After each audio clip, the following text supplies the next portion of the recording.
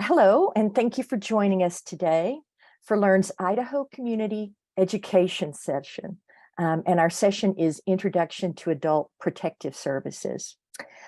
My name is Tina Barnett, and I am the Tech Education Program Manager for Learn, founder of Elderberry Care Tech Support, and a certified senior advisor.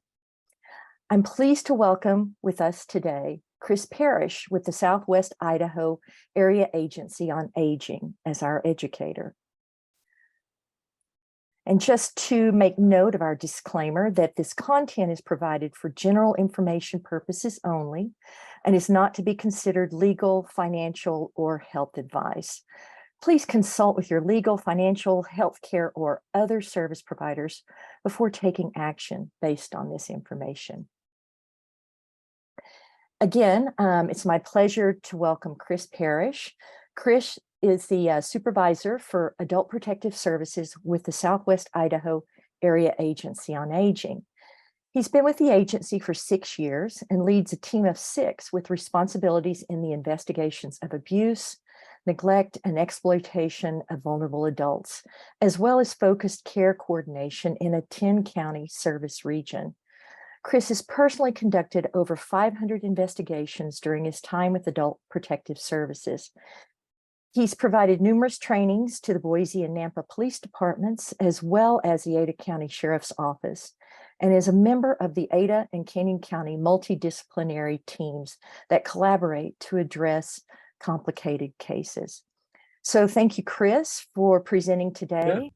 Yeah. Thank you so much for having me. As mentioned, my name is Chris Parish, and I am the supervisor for Adult Protective Services. We are actually housed at the Southwest Idaho Area Agency on Aging. I'm going to talk with you just about the basics of Adult Protective Services today. Adult Protective, the APS program is what we call it. Adult Protective Services is administered by the Idaho Commission on Aging. Provisions of service are implemented through contracting with each of the local area agencies on aging. There are 6 AAAs or area agencies on aging statewide. The Southwest Idaho Area Agency on Aging, also referred to as Area 3 Senior Services, is the largest one in the state. So this next slide is just it shows like the service coverage map, and so we are in the bottom left-hand corner. The one that says Area 3, as you can see, that's a large area to cover when there's only 6 investigators and myself. So we cover 10 counties here. So the counties that we serve are Ada, Adams, Boise, Canyon, Elmore, Gem, Owyhee, Payette, Valley, and Washington. Approximately 785,000 people live in these counties, 85% of which reside in the Treasure Valley. And I'm sure the population numbers have increased since I pulled these numbers. I pulled these numbers about 3 years ago or so. So we get this all the time. What does Adult Protective Services do? What do you guys do? So we investigate allegations of abuse, neglect, self-neglect, and exploitation of vulnerable adults. We conduct assessments to determine vulnerability. We provide appropriate resources and referrals. And we also refer to the Department of Health and Welfare and local law enforcement when it's appropriate. We collaborate with community partners, and we provide education and training throughout the community. So I'm going to walk, the next few slides are just, I'm going to walk you through our codes. These are the codes that we deal with every day.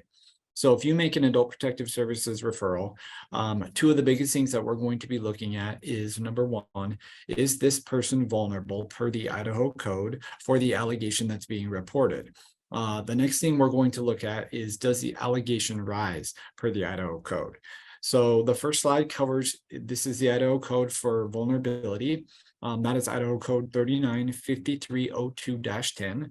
And that is a person 18 years of age or older who is unable to protect himself or herself from abuse, neglect, or exploitation due to a physical or mental impairment, which affects the person's judgment or behavior to the extent that he or she lacks sufficient understanding or capacity to make or communicate or implement decisions regarding his or her person. So the next few slides will be, like I mentioned there, the allegation slides. So the first one we're going to discuss is Idaho Code 395302-1, and that one defines abuse, and that is intentional or negligent infliction of physical pain, injury, or mental injury. So the types of abuse that we see at Adult Protective Services are the physical, which would include sexual, and we also see the verbal and emotional. So some of the common indicators that my investigators are going to be looking for when they go out and conduct their investigation is obviously the bruises, the burns, the scratches, could be unexplained injuries. Some of the things that are not as easily seen would be like if a person's being overly medicated or under medicated. If it's more of an emotional abuse, they can start to become socially withdrawn, or we can also see some unusual behavior. One thing that's important to know is all allegations made to the Adult Protective Services program regarding possible sexual abuse need to be referred to local law enforcement within 24 hours. So we have a 24-hour rule here. Before APS can conduct an investigation, law enforcement must provide us with permission for us to start. Okay, the next slide defines neglect and self-neglect. That's Idaho Code 395302-7. That is the failure of a caretaker to provide food, clothing, shelter, or medical care reasonably necessary to sustain the life and health of a vulnerable adult, or the failure of the vulnerable adult to provide those services for himself or herself. So some of the common indicators of neglect would be absence of necessities like food, clothing, shelter. It could be untreated bed sores or injuries. Could be some medication issues, hunger or thirst, missed doctor's appointments, malnourishment, or denial of medical care. Some of the common indicators of self-neglect are poor personal hygiene. Maybe the person is being malnourished. It could be excessive weight loss, refusing medical treatment, or maybe they're just not taking their medications as prescribed. So if I haven't put you to sleep yet, the last code that we're going to talk about is Idaho Code 395302-6. And that is the one that defines exploitation. That is an action which may include, but is not limited to, the unjust or improper use of a vulnerable adult's financial power of attorney, funds, property, or resources by another person for profit or advantage. So some of the common indicators of exploitation, it can be a caregiver's overly interested in a vulnerable adult's financial situation. They could have some unusual bank activity. Bank statements and canceled checks no longer going to the vulnerable adult's home. Maybe they have a recent acquaintance that's expressing interest in their finances. Recent changes in ownership or property. Changes in legal documents, and the vulnerable adult does not understand what's occurring. Missed medications is one that a lot of people don't think about, but it does fall into the exploitation category for us. And the last one would be the vulnerable adult is just unaware of their finances. Maybe they're unaware of where their deposits, where bank deposits are going. So if you make a referral to Adult Protective Services, this is kind of what the process would look like. So we would start at the very, very top, that white circle. That would be an incoming Adult Protective Services referral. So our access department, they are our intake team. So they handle all Adult Protective Services referrals. Once the referral comes in, they're going to conduct a screening. They're going to be looking to make sure that the referral has vulnerability and it also has an allegation. If it has both of those things, then they're going to refer it to Adult Protective Services. If it doesn't, then they're going to refer it to the appropriate agency or organization. If a referral does make it to us, every morning at 9 o'clock, we do our morning meeting or our staff meeting, and that is where we're going to go over all the new Adult Protective Services referrals. During that time, we would conduct an allegation review. We're also going to be checking to make sure that the allegation rises per the Idaho Code and the person is vulnerable to that specific allegation per the Idaho Code. If we have both of those criteria have been met, we're going to open an investigation.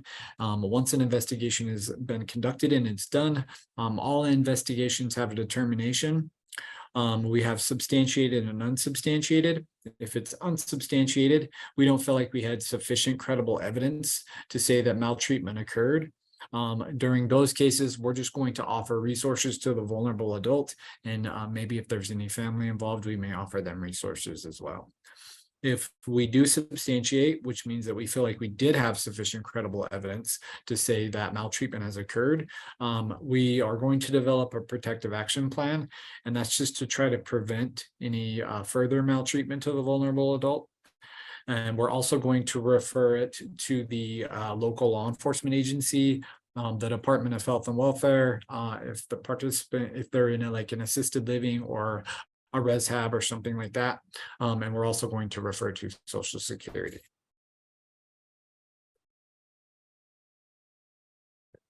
So this next slide are just some of the resources that we have available. So we've partnered with the Meridian Food Bank. They provide us with emergency food bags. So when our investigators are out, if food insecurity is an issue, we can always leave those emergency food bags with the vulnerable adult and their family if they have family involved. We also offer home delivered meals. Those are, we connect people through through our office, and the turnaround on that is really quick. So usually we can get a person on home delivered meals within 24 hours if that's something that they need. We also offer medication assistance. We can connect them with transportation. We also do homemaker services through our office. We can help with utility assistance. And we also can help with some home repairs, provided that the person is the homeowner. So the next slide talks about self-determination, and that is the right of an adult to choose one's own course of action and/or the outcomes without coercion. And another thing to note is we must gain consent from the alleged vulnerable adult prior to conducting our services. So I think that's really important to kind of discuss a little bit further. So if we go out on an adult protective services referral, we have a case, we've opened it up. If we go out and knock on the vulnerable adult's door and they answer the door and they refuse to meet with us, or they just say they're not interested in talking to us, they don't need our assistance, our case must be closed at that time. So that's just important to kind of mention. So just a little bit more on self-determination and lifestyle choices. An alleged vulnerable adult has the right to refuse our services, as I previously mentioned. We can't force an adult to accept any services. And an alleged vulnerable adult has the right to make lifestyle choices that others feel are objectionable. So the example that I use on this one is just the person that I've seen in an assisted living or, just in their own residence, smoking with their oxygen on. Is that something that I would do? Absolutely not. But is it something that I've seen and people have the right to kind of make that decision? Yes, absolutely. So confidentiality. Idaho statute requires that all reports to the APS program, and all subsequent case information remain confidential unless a court orders a release of information for good cause. And our team is really well trained on confidentiality. And I think this is just to kind of reassure you that if you make an APS referral, that information is never going to be shared. That's confidential. So please, if you have concerns about someone, make that referral. It's very, very important for us to know. We can't help people if we don't know what's going on. Community collaboration. So the APS program encourages collaboration with other professional groups and agencies that serve or investigate maltreatment of vulnerable adults. We feel like collaboration helps ensure the best possible services and outcomes for the alleged vulnerable adult. We also feel like it reduces the potential for further maltreatment to the alleged vulnerable adult. So we must rely on community partners such as Medicaid, Medicare, the Department of Health and Welfare's licensing and certification, local law enforcement, charities, service providers, consumers or family incomes and assets, And it's also important to note that needed services may only be implemented when the adult has funds to pay for services or once eligibility for services is established. And the reason that we have to rely on these community partners is because, we don't have the authority to arrest anyone. So that's why we have to rely on law enforcement. And we also don't have the ability to kind of levy any sanctions against an assisted living or a res hab, where the Department of Health and Welfare kind of has oversight over the licenses that are often hanging in those buildings. So just a little bit more on some community collaboration is educational activities are provided to the community and professional groups through facilitated training and events. We participate in senior and community events. We have done press releases before. Usually June is Elder Abuse Awareness Month, and so usually during that month we partner with the Meridian Police Department, and we just do a press release just to kind of bring attention to that. We also have brochures and fraud alerts. So I don't know if many of you are familiar with the Ombudsman, but the Ombudsman are also housed here at our agency, the Southwest Idaho Area Agency on Aging. And Ombudsman advocate for the rights of long-term care residents. So anyone that's in a long-term care facility would have access to an Ombudsman, and they are a great resource. And so just the difference is obviously we investigate allegations of abuse, neglect, self-neglect, and exploitation. So you can see the big difference there. It's just that ombudsmen do not conduct investigations. So kind of just in closing, who should report to APS?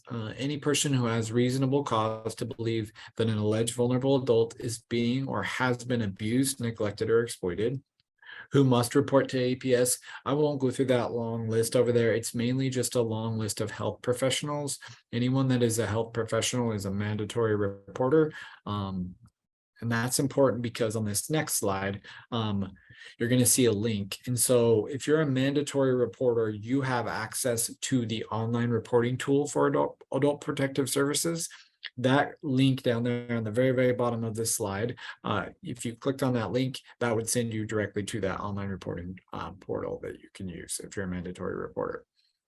For anyone else in the community, if you're wanting to make an adult protective services referral, our agency mainline number is listed there, the 208-898-7060.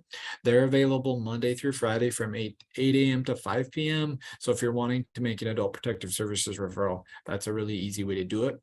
If you're a mandatory reporter, you can also call in those APS reports. You do not have to use the online reporting tool. So you would have kind of two ways to make sure you file your adult protective services referral.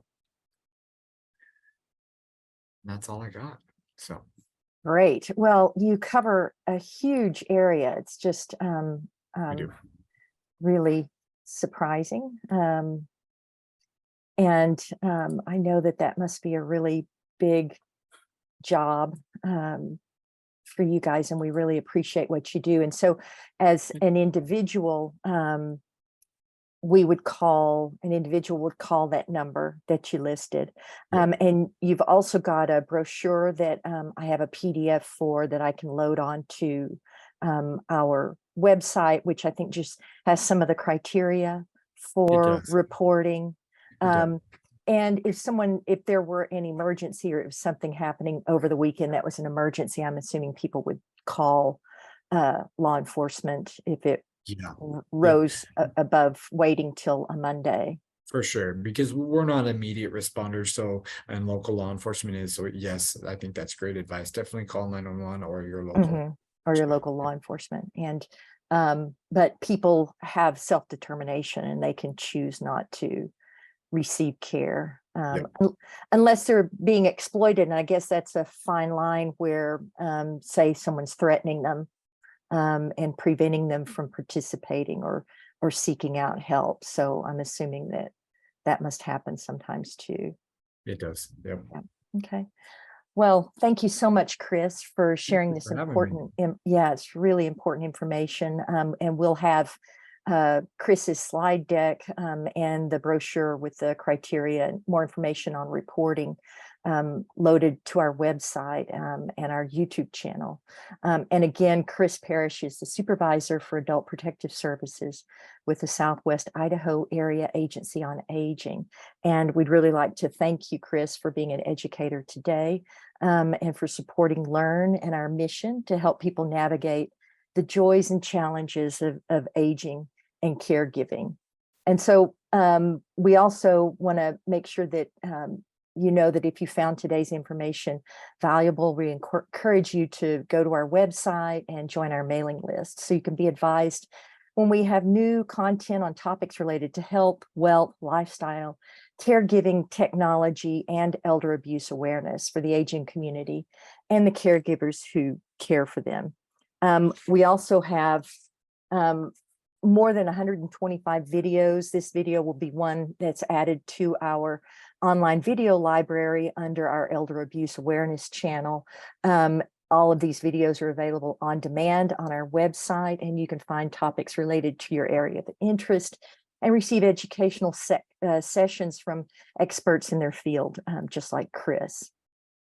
And last reminder is that Learn, Lifelong Education and Aging Resource Network. Our mission is helping people navigate the joys and challenges of aging and caregiving. Our vision is serving as a trusted source of information and resources for the community and by community members. And our purpose is to provide free education for mature adults, family caregivers, and the professionals serving them. So we'd like to thank you again for joining us today. Thank you so much. And I appreciate it. Thanks, Chris. Yeah, thank you so much.